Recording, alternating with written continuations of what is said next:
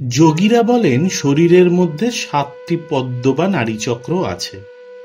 গুহ্যদেশে মূলাধার চতুর্দল, লিঙ্গমূলে স্বাধিষ্ঠান ষড়দল, নাভিতে মণিপুর 10 দল, হৃদয়ে অনাহত 12 দল, কণ্ঠে বিশুদ্ধ ষোড়শ দল, ভূমধ্যে আজ্ঞা দ্বিদল এবং মস্তকে সহস্রার সহস্রদল পদ্ম আছে।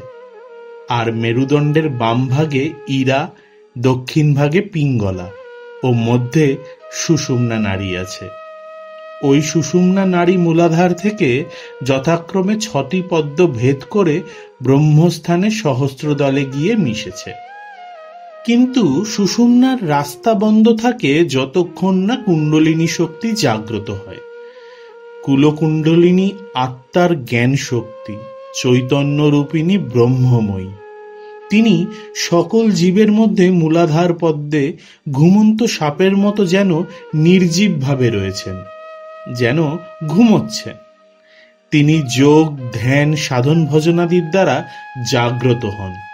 মূলাধারে সেই শক্তি যখন জেগে ওঠে, সুষুম্না নাড়ির মধ্যে দিয়ে ক্রমান্বয়ে মূলাধার, স্বাধিষ্ঠান, মণিপুর, অনাহত, বিশুদ্ধ ও আজ্ঞাচক্র ভেদ করে সহস্রদলে পরম শিব বা পরমাত্মার সঙ্গে মিলিত হন।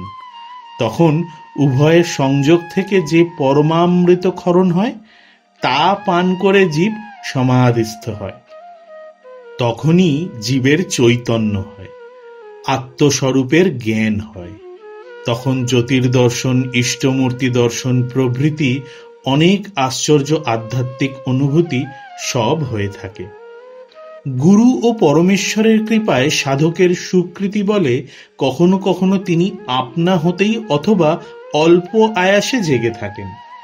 সেই নির্বিকল্প সমাধি অবস্থায় ঠাকুর বলতেন, সাধারণত 21 দিনের বেশি শরীর থাকে না। জীব পরমাত্মায় বা পরব্রহ্মে লীন হয়ে যায়। এই হলো সংক্ষেপে শতচক্রভেদ।